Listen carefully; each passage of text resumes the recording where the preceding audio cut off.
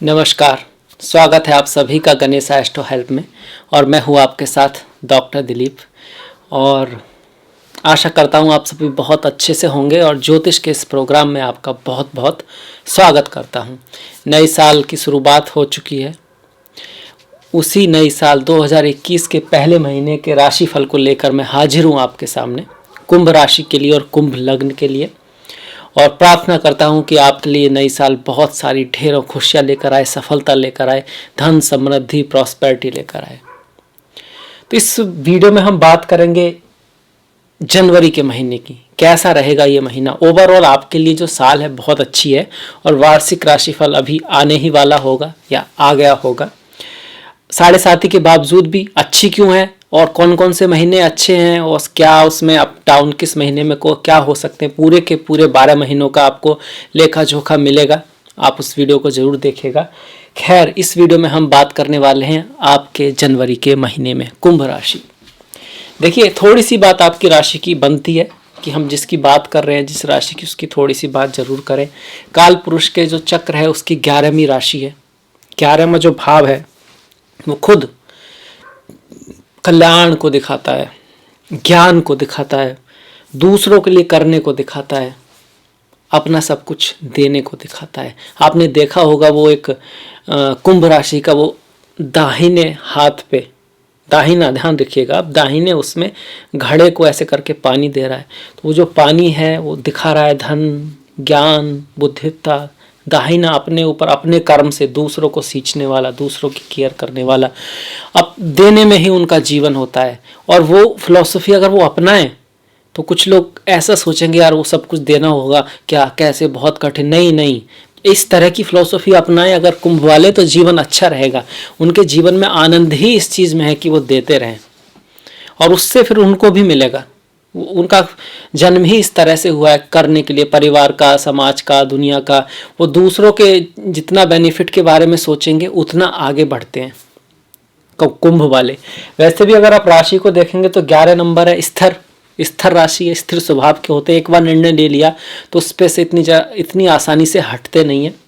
उन्होंने किसी से बात की, डील की, भाई इस काम को ऐसे करना है, और फिर अगला व्यक्ति कहेगा भाई ऐसे नहीं ऐसे, तो उनको थोड़ा सा बुरा लगता है। वो कहते हैं यार अभी तो बात हुई थी, ऐसे करना है तो इस तरह से कीजिए। अगर आपके हस्बैंड हैं या पत्नी है तो आप इस बात को महसूस कर पाएंगे। वो मना करने नहीं करेंगे, मना नहीं करते हैं, पर उनको ये अच्छा नहीं लगता कि वो चीज़ों को बदलें इतनी आसानी से, डिसीजन को बदलें। हालांकि फैमिली थोड़ी सी उनकी ऐसी हो सकती है कि पत्नी जो होंगी वो थोड़ी सी रॉयल स्वभाव की हो सकती है, पति जो होंगे थोड़े रॉयल स्वभाव के, थोड़े गुस्से वाले, इस तरह के हो सकते हैं, जिसको थोड़ा रहे कि हाँ मैं कुछ, वो सूर्य है ना, सूर्य सप्तम भाव सूर्य है, वो दिखा रहा है। तत्व वायु है, दिमाग के बड़े तेज होते हैं, बुद्धिमान होते हैं। वी रमन साहब, रामकृष्ण परमहंस, आपने सुना होगा। बहुत सारे साइंटिस्ट जो हैं वो कुंभ वाले होते हैं, इंजीनियर, साइंटिस्ट, डॉक्टर, हीलर्स, खास करके आयुर्वेदिक डॉक्टर, सतविषा नक्षत्र जो कि इसमें होता है, 100 हीलर्स कुंभ में आता है, सतविषा नक्षत्र। इसके बाद पूर्व भाद्रपदा आता है, वो आपका स्पिरिचुअलिस्ट, अकल्टिस्ट, एस्ट्रोलॉजर, इस तरह के जो लोग होते हैं वो भी कुंभ में बहुत जन्म लेते हैं। नेता लोग भी होते हैं, लीडर भी होते हैं। वो ऐसे लीडर होते हैं जो बॉस टाइप लीडर नहीं कि ये करो वो करो, जो किसी संस्थान को या देश को चल के अपने साथ ले जाते हैं, उनके पीछे लोग चलते हैं, जैसे कि अब्राहम लिंकन हुए। इस तरह के बड़े लीडर्स, इस तरह के लीडर होते हैं। वो नहीं जो रौब जमाने वाले, जो अपने रेस्पॉन्सिबिलिटी को समझते हैं, लोगों के प्रति वास्तव में प्रेम करते हैं। उस तरह के जो लीडर्स होते हैं वो आपको कुंभ से, आपको एक्वेरियस से मिलेंगे।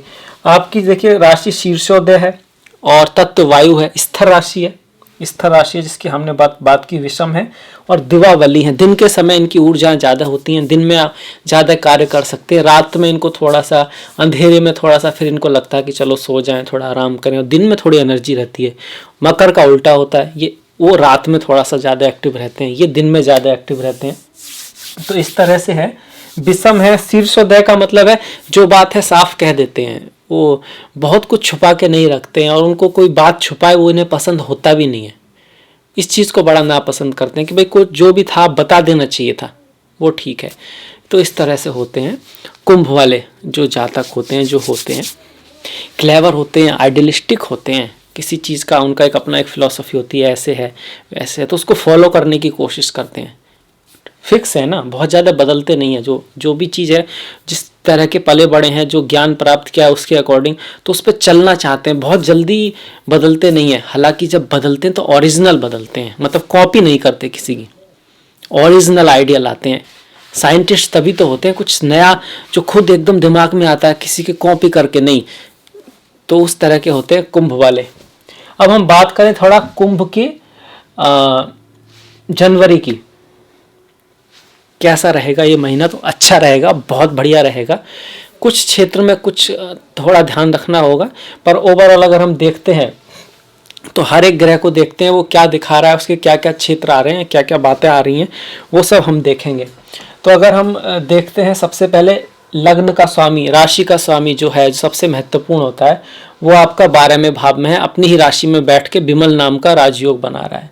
यहाँ 12वें भाव का स्वामी दशम में गया है, लग्न का 12वें भाव का स्वामी द्वादश भाव में 10वीं राशि में गया है और गुरु के साथ बैठा है। अप्रैल तक ऐसे ही रहने वाले हैं। और गुरु यहाँ पर धन भाव के और लाभ भाव के स्वामी है, तो धन और लाभ का स्वामी आपके लग्न के साथ है, तो धन भी आएगा और लाभ भी होगा।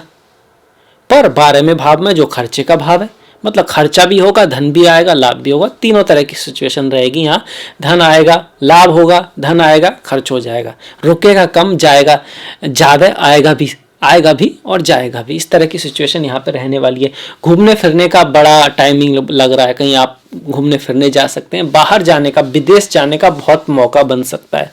अगर कुंडली में ऐसे योग हैं कि आप विदेश सेटल हो सकते हैं, मतलब कि आपके लग्न का स्वामी कहीं 12th हाउस में है, या लग्न का स्वामी 6ठे या 8वें भाव में है, चंद्रमा 6ठे 8वें में है, चतुर्थ का स्वामी 9वें भाव में है, इस तरह का कुछ है, चतुर्थ का स्वामी और 12th का स्वामी एक साथ कहीं 6, 8, 12 में बैठे हुए हैं, इस तरह के अगर योग हैं और उनकी दशा महादशा है, तो बाहर जा सकते हैं, विदेश जा सकते हैं, विदेश सेटल हो सकते हैं, वीजा वगैरह आपका लग सकता है, अगर तीसरे भाव के स्वामी की स्थिति भी अच्छी है। क्योंकि तीसरे भाव का स्वामी ये बताता है कि वीजा वगैरह के लिए उसका अच्छी कंडीशन में होना जरूरी होता है। तो गुरु की यहाँ से दृष्टियों की अगर हम बात करें तो चतुर्थ भाव पर दृष्टि पड़ेगी आपके और अष्टम पर पड़ेगी। घर, गाड़ी, बंगला, भूमि, वाहन, माता का सुख मिलेगा। भूमि वाहन तो खरीदने के उसके योग बनते हैं, माता का सुख मिलेगा, माता के से आपके थोड़े रिश्तों में सुधार आएगा। हालांकि याद रखिए यहाँ पर राहु चल रहे हैं और 1 साल तक चलते रहेंगे, तो माता के स्वास्थ्य का ध्यान रखना है। अगर उनके हृदय कि कोई प्रॉब्लम है, बीपी का अगर उनको कुछ ऐसा है, तो उस चीज़ का ध्यान रखना है, वो बीमारी बढ़ सकती है, इस चीज़ का विशेष ध्यान रखना है यहाँ पर। और शुक्र की स्थिति भी फिलहाल एकादश भाव में अपने स्थान से अष्टम भाव है। यहाँ से अगर गिनते हैं आप एकादश तक तो अष्टम भाव आएगा, 1, 2, 3, 4, 5, 6, 7, 8। तो उससे भी रहता है कि माता से लाभ तो हो सकता है, पर खुद माता की जो स्वास्थ्य है उसका ध्यान जरूर रखें। यहाँ पर शुक्र और सूर्य साथ साथ रहने वाले हैं 13 तारीख तक। 14 तारीख को तो सूर्य जो है परिवर्तन होके मकर में आ जाएंगे, तो 14 तारीख तक पदोन्नति के चांसेस बहुत अच्छे हैं, धन लाभ के चांसेस भी बहुत अच्छे हैं, क्योंकि आपकी कुंडली में जो शुक्र है वो योग कारक ग्रह हैं, चतुर्थ और नवम के स्वामी हैं, केंद्र और त्रिकोण का स्वामी लाभ भाव में बैठा हुआ है, राजयोग बना हुआ, स्त्रियों से लाभ हो सकता है, फीमेल से लाभ हो सकता है, बहन माता से लाभ हो सकता है, कलीग से लाभ हो सकता है, फ्रेंड से लाभ हो सकता है। आपकी अगर कोई फीमेल है, स्त्री है, बॉस हैं, तो वो आपका कोई काम करा सकती है या किसी तरह से आपकी हेल्प कर सकती हैं। फीमेल्स आपके लिए अच्छी रहेंगी। अगर आपका काम कुछ ऐसा है जैसे क्रिएटिविटी का कोई काम है, आप डिज़ाइनर हैं, आर्टिस्ट हैं, आप मॉडल हैं, आपका कार्य किसी तरह खूबसूरत चीज़ों से जुड़ा हुआ है, जैसे कि हमारे फूल हो गए, फ्लावर्स हो गए, इसके साथ साथ चमकने वाले जो आइटम होते हैं, शो पीस होते हैं, ब्रांडेड जो चीज़ें होती हैं, चमकीली जो चीज़ें होती हैं, मॉडल्स होते हैं, कपड़े होते हैं, जो कपड़े सिकते हैं, डिज़ाइन करते हैं, वेब डिज़ाइन करते हैं, वो उस तरह का कुछ काम है। शादी से जुड़ा हुआ कोई काम है तो उसमें भी आपको बहुत लाभ हो सकता है। फीमेल से दोस्ती बढ़ेगी, स्त्रियों से दोस्ती बढ़ेगी। अगर आप मेल हैं तब भी, अगर आप फीमेल हैं तब भी आपकी सहेलियां बड़े ज़्यादा होंगी, और अगर मेल हैं तो आपकी फीमेल फ्रेंड्स ज़्यादा बढ़ेंगी और उनका हेल्प भी आपको मिल सकता है। उनमें से कोई से आपकी दोस्ती भी हो सकती है और वो आपकी प्रेमी, प्रेमिका, दोस्त आदि बन सकती है और आपके लिए सपोर्टिव रहेगी। इस तरह का पूरा चांस है, क्योंकि शुक्र चाहे स्त्री हो या पुरुष दोनों के लिए ही प्रेम को दिखाते हैं। और एकादश भाव में है, मतलब फ्रेंड्स के भाव में है, सर्किल के भाव में, आपके फ्रेंड सर्किल के भाव में, तो उसमें ही किसी ऑर्गेनाइजेशन में, किसी मीटिंग में कहीं जाते वक्त उससे इनसे मुलाकात होने के चांसेस यहाँ पर बन रहे हैं। यहां बैठकर सूर्य और शुक्र दोनों ही पंचम भाव को देख रहे हैं, और पंचम भाव का स्वामी जो बुध है वो द्वादश भाव में जा रहा है। तो ये दिखाता है एजुकेशन के लिए एक तो आप बाहर जा सकते हैं, बच्चों का स्वास्थ्य का थोड़ा सा ध्यान रखना है। एजुकेशन में मन लगेगा तो सही, पर भटकेगा भी। नींद थोड़ा सा कह सकते हैं कि अगर आपको कुंडली में 12वें भाव की स्थिति बहुत ज़्यादा अच्छी नहीं है तो नींद आने में परेशानी हो सकती है। कुछ मन में कुछ ऐसे विचार ऐसे ज़्यादा रह सकते हैं जिसकी वजह से नींद में थोड़ी सी दिक्कत आए। जरूरी नहीं है, जरूरी तो आपकी जन्म कुंडली ही बताएगी, क्योंकि वही प्रारब्ध है। यहाँ तो सिर्फ गोचर की बात कर रहे हैं ना, गोचर की बात जो सबके लिए है, और जन्मपत्री आपके लिए। जब भी तो हम बैठे रहते हैं भाई, किस समय हुआ, किस टाइम हुआ।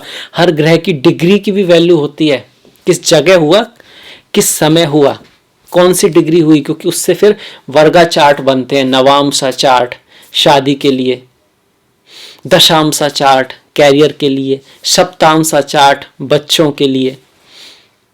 तो इस तरह से पूर्व जन्म के लिए आपका कौन सा है, D60 षष्ट्यामसा चार्ट, पहले जन्म के जो कार्य देखने क्या थे, क्या कर रहे थे, क्यों जन्म हुआ, इस तरह से पहले जन्म का जो चार्ट है वो षष्ट्यामसा चार्ट है।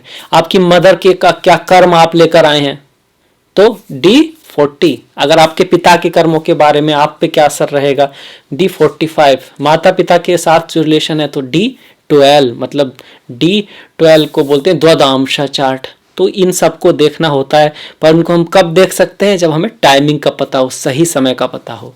अन्यथा फिर प्रॉब्लम हो जाएगी कि अगर समय सही नहीं है तो ये चार्ट भी सही नहीं होंगे, और चार्ट सही नहीं होंगे तो हम सही से उसमें प्रेडिक्ट नहीं कर पाएंगे, नहीं देख पाएंगे। इसलिए सही समय का होना बहुत ज़रूरी है। और जो लोग कहते हैं भैया हम तो चाहे समय पता हो या ना पता हो, दिन भी पता हो तो बना देंगे, कुछ तो ये भी कहते हैं कि महीने का ही पता हो तो भी बना देंगे। तो आप सोचिएगा कैसे बना सकते हैं।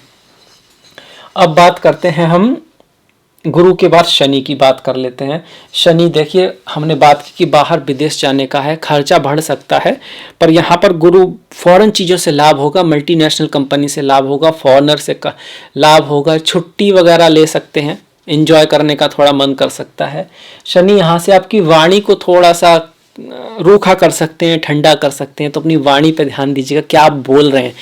प्यारी वाणी बोलिए, मीठी वाणी बोलिए। कहा है ना कि वाणी ऐसी बोलिए मन का आपा खोए, औरहु को शीतल करे आपहु शीतल होए। और सिर्फ वाणी, कई बार हम लोग सोचते हैं बड़ी छोटी सी चीज़ है, पर एक कहानी है गौतम बुद्ध की, कि गौतम बुद्ध की एक सभा हो रही थी और उनसे लोग मिलने आते थे। वो तो बहुत फेमस थे और हैं भी और हमेशा रहेंगे। तो एक गरीब आदमी था, बहुत ही गरीब था। वो देख रहा था कि यार जो लोग आते हैं मिलने तो बड़े दुखी रहते हैं और उनके चेहरे पे भी निराशा होती है, और जब उधर से आते हैं तो बड़े खुश होते हैं। समझ नहीं आ रहा था उसे कि मतलब चीज़ें तो वही हैं। ऐसा तो नहीं हुआ कि वो गए हैं तो गौतम बुद्ध ने उनको कुछ हीरा दे दिया, सोने दे दिए, या कुछ ऐसा कर दिया कि चीज़ें बदल गई। सिचुएशन तो वही है, वही इंसान है, पर फिर जब गया तो दूसरा, आया तो दूसरा। तो वो कह रहा है यार मुझे भी जाना चाहिए, यहाँ जरूर कोई जादू है, ऐसा भी क्या होता है। तो वो जाता है। तो गौतम बुद्ध तो खैर सभी से बहुत ज्ञानी थे, वो इसमें तो कोई शक ही नहीं है। बहुत प्रेम से बात करते थे और बहुत ही आदर से बात करते थे। जब वो आया वहाँ पर तो गौतम बुद्ध, जिनके सामने राजा वगैरह भी थोड़ा बैठते थे, झुकते थे, उन्होंने उसको गद्दी पे बैठाया, कुर्सी पे बैठाया और पूछा कि आप बताइए, जो उनकी थी सभी के लिए एक सवाल। तो उन्होंने कहा कि ये सभी लोग जब आए थे तो बड़े दुखी थे, गए तो बड़े खुश होके गए, तो ऐसा क्या दिया आपने, ऐसा क्या कह दिया उनसे। तो गौतम बुद्ध बोले कि मैंने कुछ भी नहीं कहा, कुछ मैंने कहा ही नहीं है। तो फिर क्या हुआ, क्या किया कि मैंने तो सिर्फ उनको आईना दिखाया, मैंने तो सिर्फ उनको जो सत्य है वही दिखाया। फिर वो बोलते हैं कि भाई ठीक है मान लिया, तब वो उस सत्य को क्यों देख नहीं पा रहे थे, ऐसा क्या हो गया था।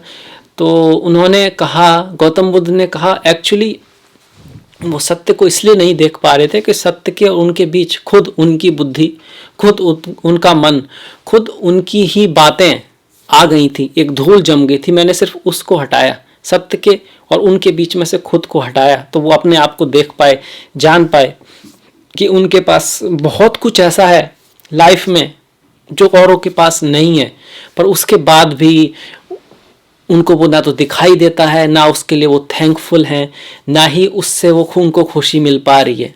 ऐसा नहीं है जो नहीं है उसकी वजह से दुखी है, वो इस वजह से भी दुखी है जो है उसकी भी उनको वैल्यू नहीं है। और जब जिस चीज़ की वैल्यू नहीं है तो उससे क्या किया जा सकता है उसके बारे में भी उनका दिमाग नहीं चलता है। फिर उसने दूसरा प्रश्न किया, गौतम बुद्ध से कि देखिए यहाँ पर सभी लोग लगभग अमीर हैं, मैं हमेशा गरीब हूँ, गरीब ही था, लगता है गरीब रहूँगा।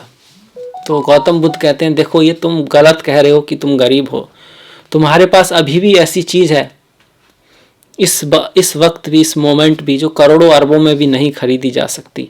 पहली तुम्हारी वाणी, उस वाणी से क्या तुमने कभी किसी को अच्छा ज्ञान दिया?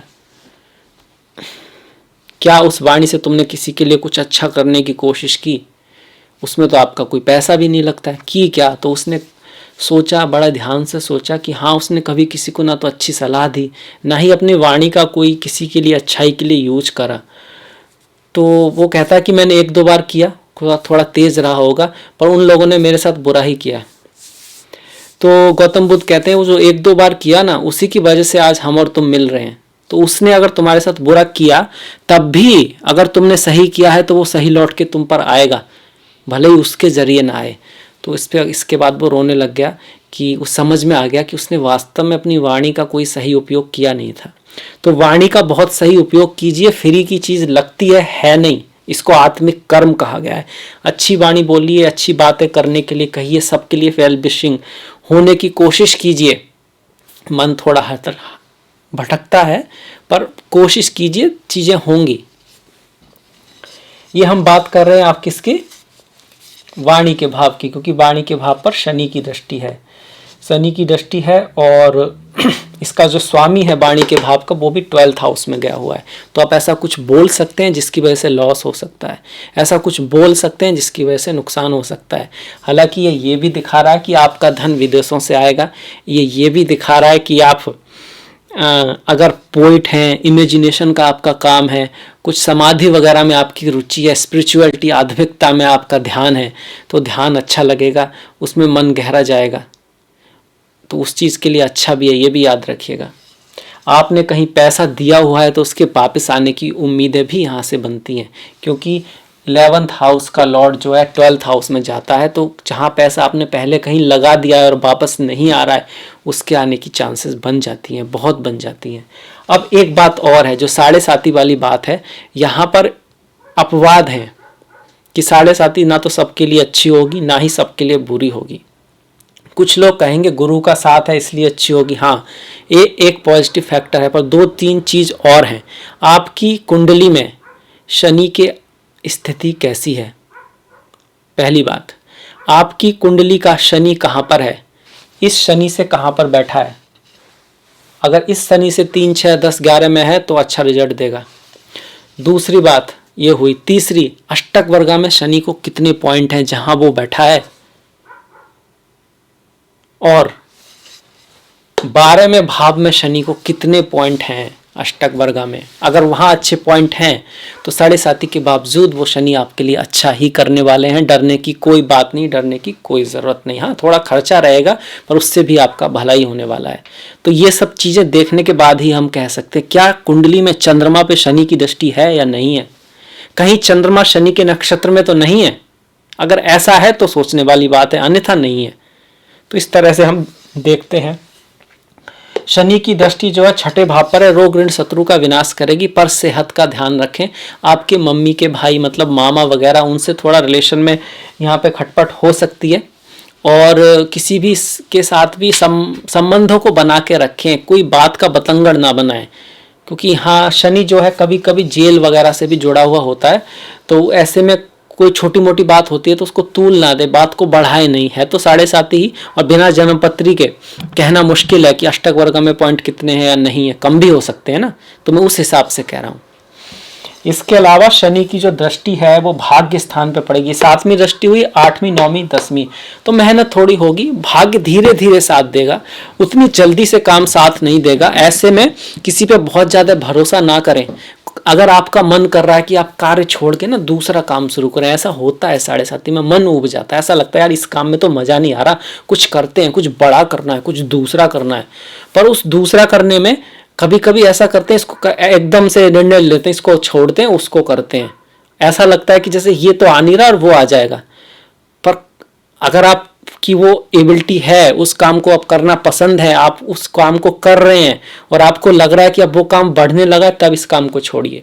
या फिर अगर आपने किसी विद्वान से, किसी से सलाह भी ली है और उसने कहा है कि भाई आपको ना शुक्र का काम अच्छा रहेगा, आपके शुक्र योग कारक हैं, अच्छी जगह बैठे, उसके बावजूद भी जो भी काम आप शुक्र से संबंधित करना चाहते हैं, उससे संबंधित कोई डिग्री डिप्लोम लीजिए, उससे संबंधित उस काम को देखिए, जाइए तो सही कि वेब डिजाइन वो भी शुक्र से जुड़ा हुआ है, क्लास तो ज्वाइन कीजिए, उसमें मजा आता भी है नहीं, क्योंकि शुक्र के भी 70 काम है, उसमें से कौन सा आपको सूट करेगा। जब सूट करने लगे, आपको लगे हाँ ये तो मेरा ही है, इसके लिए तो मैं ही बना हूँ, इसे तो मैं 24 घंटे भी बिना थके कर सकता हूँ, फिर धीरे धीरे जा सकते हैं। तो इस तरह से निर्णय लीजिएगा। अन्यथा 7.5 में कई बार एक निर्णय आपका होता है और आप जिम्मेदारी 7.5 पे दे देते हैं कि अचानक से कोई आता है, कहता है भाई इस काम को कर लो, ये बेटर है, आप उसको करने लग जाते हैं और वहाँ पर फिर प्रॉब्लम बढ़ती ही जाती है। इस चीज़ का ध्यान रखें। इसके बाद शनि को देख लिया, गुरु को देख लिया, सूर्य की भी हमने बात कर ली कि 15 तारीख तक जो है प्रमोशन आदि कराएंगे। 15 तारीख के बाद आपकी पति पत्नी से थोड़ी दूरी हो सकती है, या फिर उनके स्वास्थ्य का थोड़ा ख्याल रखें। आप कहीं बाहर जा सकते हैं बिजनेस से सिलसिले में, आपके पिता की जो यात्रा है वो भी बाहर हो सकती है, बाहर जाने में हो सकती है। आपके पिता की जो है क्या कह सकते हैं, उनके स्वास्थ्य का थोड़ा सा ध्यान रखना है। यहाँ पर माता की भी स्वास्थ्य का ध्यान रखना है। पिता का जो वाणी है वो वाणी से कुछ ऐसा कह सकते हैं जो आपको अच्छा नहीं लगेगा, या उनके कहने की वजह से किसी तरह से आपका कार्य इफेक्ट हो सकता है, पर उसके बावजूद उनका सम्मान करें, उनके प्रति प्रेम भाव रखें।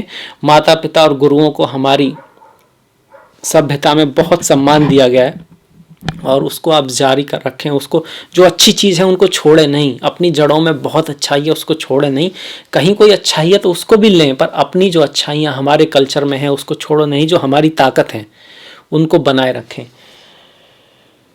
इसके बाद हम शुक्र की अगर बात कर रहे हैं तो भाग्य का स्वामी, इसकी हम बात कर चुके हैं। भाग्य का स्वामी और चतुर्थ का स्वामी एकादश में जा रहा है, मतलब जमीन से, घर से, गाड़ी से, बंगला से, मित्रों से, साथियों से, बंधुओं से, माता से, पिता से आपको लाभ हो सकता है। आपको लाभ हो सकता है। खुद माता का स्वास्थ्य का ख्याल रखना है, पिता का रखना है, पर उनसे आपको लाभ हो सकता है। इस तरह की यहाँ पर स्थिति बनती है। बुध की अगर हम बात करते हैं तो देखिए पंचमेश जो है वो आपका 12th में जा रहा है, मतलब एजुकेशन के लिए थोड़ा सा ध्यान रखना है। पर अगर आपकी तमन्ना थी, ये आपकी बहुत दिनों से सोच रहे थे कि भाई मैं कहीं बाहर पढ़ने जाऊँ, आपने कहीं वीज़ा आदि के लिए अप्लाई किया एजुकेशन के लिए, हायर एजुकेशन के लिए, तो आप जा सकते हैं। आपके लिए वेस्ट की डायरेक्शन जो है वो अच्छी है, नॉर्थ वेस्ट की डायरेक्शन भी अच्छी है, मतलब पश्चिमी देशों में आप जाते हैं पढ़ने के लिए तो अच्छा है, तो आपके लिए अच्छा रहेगा। बाकी ये डिपेंड करता है आपके भाग्य का स्वामी कहाँ गया है, वो भी देखना होता है। लाभ का स्वामी कहाँ गया है उसके अकॉर्डिंग हम निर्णय लेते हैं। ऐसे तो आपके लाभ के घर में गुरु की है, और गुरु क्या होता है, गुरु की जो डायरेक्शन होती है नॉर्थ ईस्ट होती है, तो नॉर्थ भी अच्छी है और वेस्ट भी अच्छी है, क्योंकि आपके लग्न के स्वामी ही शनि ही वेस्ट को दिखाते हैं। अब इनमें से जिसकी स्थिति स्ट्रांग और अच्छी होगी उसके अकॉर्डिंग सही निर्णय वही होगा। आप ऐसे ओवरऑल कहेंगे वो ओवरऑल ही है। अब राहु केतु पे आ जाते हैं। राहु और केतु का ये जो गोचर है इसको बहुत शुभ नहीं माना गया है कि चतुर्थ में राहु, दशम में केतु, कार्य में परिवर्तन आ सकते हैं।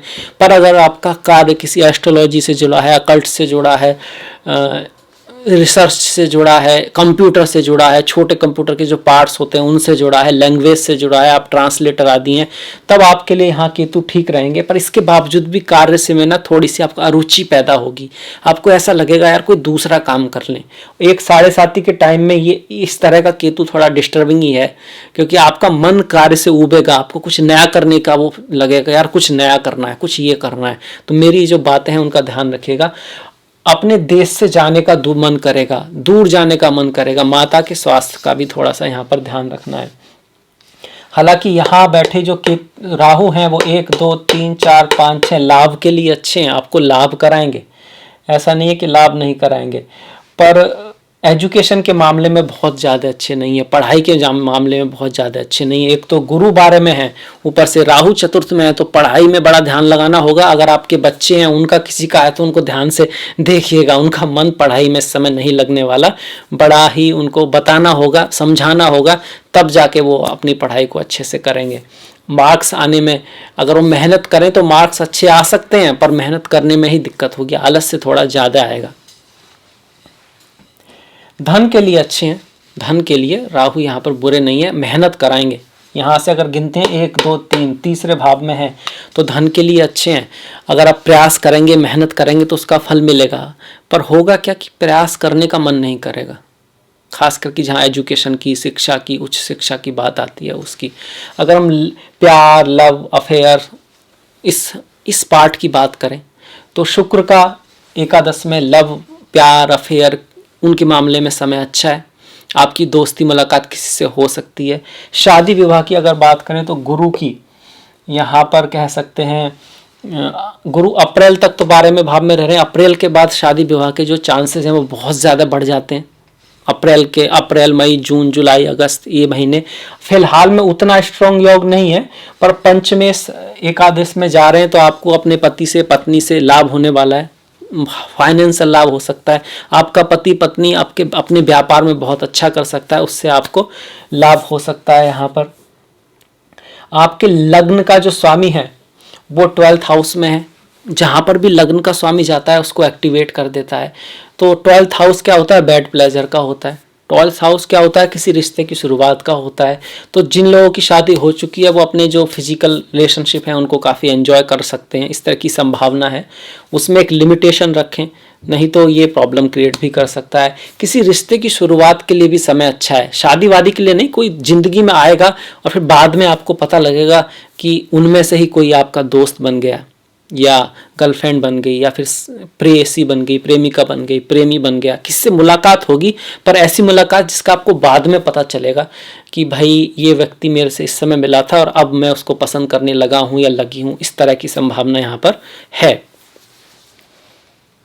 तो ये अब इसके बाद मंगल तो हमने छोड़ दिया। मंगल बहुत अच्छी स्थिति में है, तृतीय भाव में मंगल का गोचर बहुत बढ़िया है, शूरता को, वीरता को दिखाता है। आपके अंदर हिम्मत रहेगी किसी भी चीज़ को फेस करने की, उसको सॉल्व करने की और आगे बढ़ने की। कार्य में आप बहुत मेहनत दिखाएंगे और भाग्य के मामले में भी आपको कह सकते हैं कि कंपटीशन मिलेगा, कंपटीशन होगा काम में, पर आप उसको जीत के दिखाएंगे। स्वास्थ्य आपका अच्छा रहेगा। छोटे भाइयों के साथ और पड़ोसियों के साथ थोड़ा सा डिफरेंस ऑफ ओपिनियन यहाँ पर रह सकता है। वाणी जो आपकी रहेगी काफ़ी, जो कम्युनिकेशन रहेगा कुछ ऐसा हो सकता है कि लोगों को पसंद ना आए, थोड़ा आक्रामक हो सकता है, उसको थोड़ा सॉफ्ट करने की कोशिश करें और रिश्तों को थोड़ा सा बना के रखें। इसको अगर हम छोड़ देते हैं तो वैसे आप मेहनत बहुत करेंगे और उससे आपको लाभ भी मिलेगा, क्योंकि दशम का जो स्वामी है वो तृतीय में आ रहा है। पराक्रम, समाज में अपनी स्थिति को बनाने के लिए आप बहुत पराक्रम करने वाले हैं, मेहनत करने वाले हैं, यात्राएं करने वाले हैं।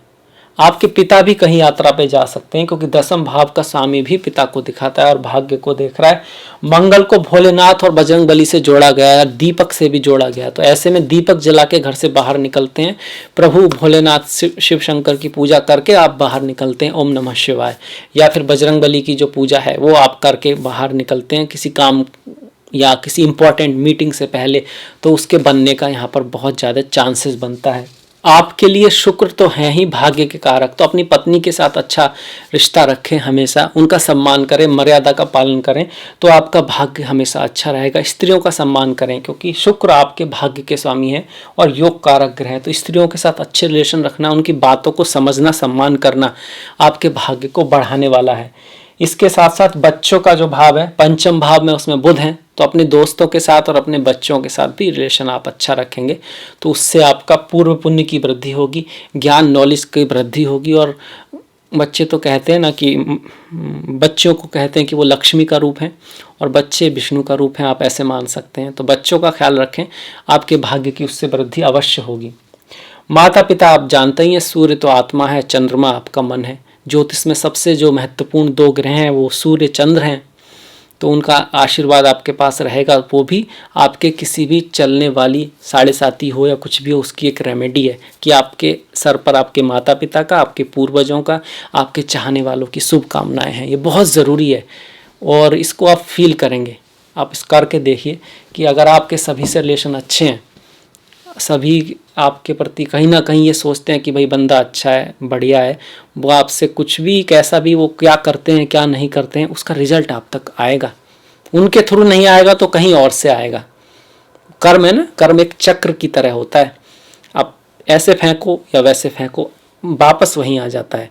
जरूरी नहीं है कि आप जिसके साथ भला करें वो आपके साथ भला करें, पर जो भला करते हैं तभी बोलते भी है ना, नेकी कर दरिया में डाल। किसी ने ऐसे नहीं कहा, वो इसीलिए कहा है कि बहुत बार ऐसा होता है जब आप करते हैं वो व्यक्ति आपके साथ नहीं करता है, पर कोई ना कोई तो करता जरूर है, ऐसा है। तो ये रहा हमारा कुंभ राशिफल जनवरी के लिए। अब थोड़ा त्योहारों की बात कर लेते हैं, क्योंकि अपने त्योहारों को जानना, उसके बारे में पढ़ना भी बहुत ज़रूरी है। उससे आपको बहुत सारी नॉलेज और नई नई कहानियाँ, जो वास्तव में कहानियाँ नहीं है, वो वास्तव में जीवन के अध्याय हैं जिनसे हमें सीखने को मिलता है। तो लोहड़ी जो है वो 13 तारीख की है, 14 तारीख की मकर संक्रांति है। ये विशेष दिन है। इस दिन के लिए भीष्म पितामह ने इंतजार किया था, वेट किया था कि जब मकर संक्रांति आएगी मैं अपने प्राण त्यागूंगा। 23 तारीख की नेताजी सुभाष चंद्र बोस की जयंती है। भारत माँ के जो सपूत हुए हैं उनमें से एक बहुत महत्वपूर्ण नेताजी हैं। 9 तारीख की सफला एकादशी है। इसका जिक्र कृष्ण और युधिष्ठिर, भगवान श्री कृष्ण और युधिष्ठिर के वार्तालाप में मिलता है। इस एकादशी का अगर मन से, दिल से, सच्चे मन से कोई करता है व्रत, तो उसके समृद्धि बढ़ती है, पाप कम होते हैं, ऐसा कहा गया है। और 24 तारीख की पुष्प पुत्रदा एकादशी है। इसको माताएं अपने पुत्रों के लिए, या कह सकते हैं पुत्रियों के लिए भी रख सकते हैं, ताकि उनकी समृद्धि हो, उनकी आयु बढ़े, वो खुश रहें, अच्छी उनका जो जीवन हो, उसके लिए सच्चे मन से, सच्चे दिल से करना जरूरी है। अन्यथा आप उसका असली अर्थ नहीं समझ पाएंगे। सच्चा मन, सच्चा दिल, ये जितना आसान करना कहना है उतना मुश्किल भी है। ये ठीक उसी तरह है जो भगवान कृष्ण से जब अर्जुन ने कहा था कि जो आप कर्म योग बता रहे हो प्रभु, इसकी साधना कैसे होती है, तो कृष्ण बोलते हैं कि साधना तो बड़ी आसान भी है और मुश्किल भी है। आसान इसलिए कि समय की कोई ऐसी लिमिटेशन नहीं है, 1 सेकंड में भी हो सकती है। जिस वक्त तुम अपने सोचने का नजरिया, जिस वक्त तुम अपना जीवन का जो ढंग है जीने का वो बदल लोगे, उसी वक्त हो जाएगी। मुश्किल ये है कि इतना आसान नहीं है। आप अपनी प्रवृत्तियों के इस चक्कर में इतने घूम चुके हैं, मतलब मन ने ही आपके ऊपर इतना कंट्रोल कर दिया कि आपको यही पता नहीं है कि मैं कौन हूं और मेरा मन कौन है। कुछ लोग तो आपको ये भी कहते मिलेंगे मैं वही करता हूं जरा मन कहता है, और बड़े विश्वास से कहते हैं, बड़े कॉन्फिडेंस से कहते हैं कि पता नहीं वो क्या कर रहे हैं, और वास्तव में वो कह रहे हैं I am the servant of my mind, और आपको तो बॉस होना था और आप नौकर बन गए। तो ये वाली बात है कि इतना आसान नहीं है, पर अगर आप ऐसा कर लेते हैं तो वास्तव में बहुत पुण्य मिलेगा, आपकी बहुत सारी प्रॉब्लम सॉल्व हो जाएंगी, इसमें कोई शक नहीं है। 10 और 26 तारीख का प्रदोष व्रत है। 11 तारीख की शिवरात्रि है। आनंद रूपी शिव, ज्ञान रूपी शिव, चिदानंद रूपा शिवोहम शिवोहम, आनंद स्वरूपा शिवोहम शिवोहम। शिव आनंद स्वरूप है, सत चित आनंद। वो व्यक्ति जिसको ज्ञान है वो हमेशा आनंद में मिलेगा आपको, क्योंकि आनंद ईश्वर का स्वरूप है और हम ईश्वर के ही पार्ट कहिए, एनर्जी कहिए, या फिर कह सकते हैं उसी के लीला हैं, हम उससे जुड़े हुए हैं हम, तो वो है आनंदित। तो आपको मूर्ख व्यक्ति भी मिल सकता है, पर उसका आनंद क्षणिक है, वो आज है कल नहीं है। और ये आनंद किसी चीज के होने का नहीं है, खुद को जानने का है कि खुद आनंद वो खुद ही है, बाकी तो उसी की ही लीला है सब। इसके बाद हम आ जाते हैं संकष्टी, भगवान श्री गणेश का दिन है। जिन लोगों की कुंडली में बुध बहुत ज्यादा अच्छे नहीं है, केतु जैसे आपके दशम में है, और ऐसे में अगर आपकी केतु की दशा महादशा है, तो भगवान गणेश की पूजा, गणेश अथर्वशीर्ष का पाठ, गणेश सहस्त्र नाम का पाठ, गणेश जी को दूर्वा चढ़ाना, खट्टी चीज़ों का दान करना, ये कुछ रेमेडीज हैं। इनमें से जो मंत्र आदि हैं ये सात्विक रेमेडी हैं, चीज़ों का दान लेन देन है ये राजसिक रेमेडीज हैं। और जब कभी बलि वगैरह ये सब कुछ हानिकारक चीज़ें जो किसी को हानि करना, ये तमासिक रेमेडी हैं जो कभी नहीं करनी चाहिए। सबसे प्रिफरेबल सात्विक रेमेडी हैं जो हम मंत्र पूजा करते हैं, अच्छा कर्म करते हैं।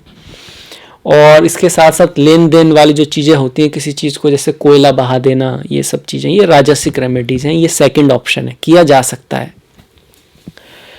इसके बाद हम जो देखेंगे गणेश जी की संकष्टी है 2 तारीख की और 31 जनवरी की। 13 तारीख की पौष अमावस्या है। अमावस्या का त्यौहार मंत्र आदि सिद्धि के लिए किया जाता है, पितृदोष आदि होता है या पितृश्राप या श्रापित कुंडली होती है उसके लिए किया जाता है।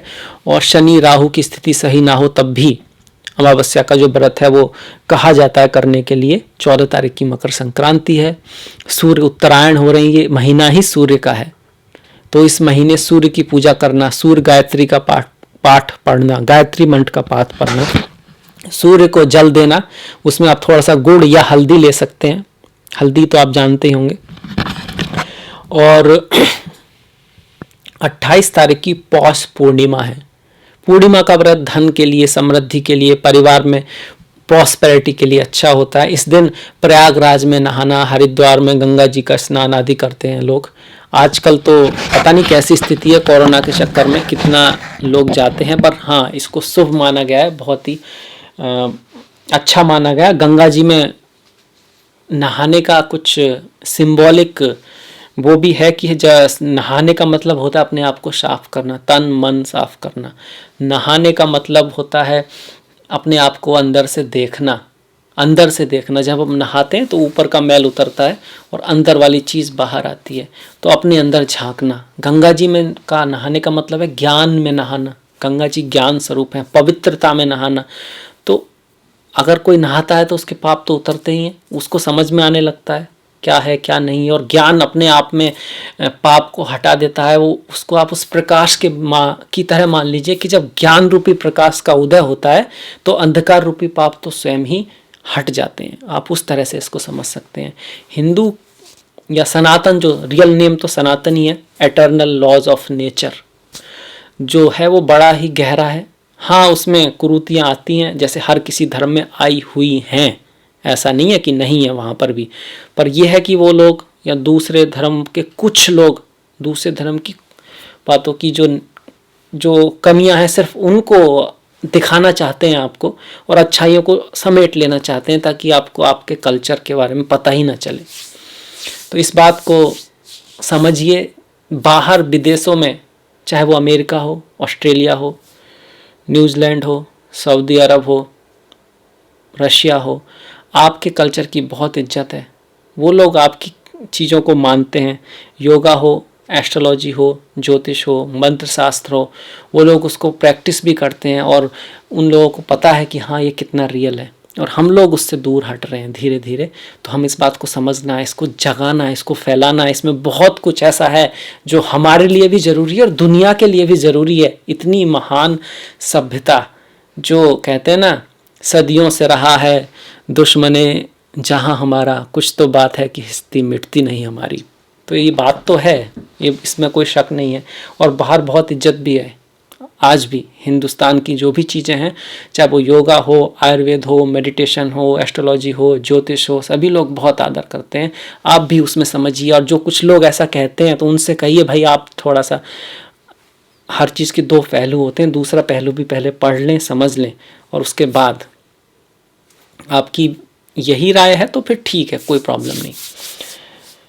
कुंभ राशि का राशिफल जनवरी का बहुत मुझे आशा है आपको पसंद आया होगा। थोड़ा सा लंबा हो गया, माफ़ कीजिएगा उसके लिए।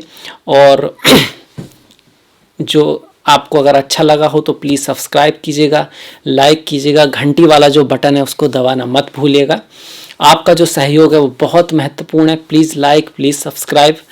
और मैंने अपना लिंक दिया है इंस्टाग्राम का, ट्विटर का, फेसबुक का, तो आप फॉलो कर सकते हैं, लाइक कर सकते हैं। कोई आपकी सलाह है तो उसको दीजिएगा। और मिलेंगे इसके साथ नेक्स्ट वीडियो में, तब तक के लिए नमस्कार।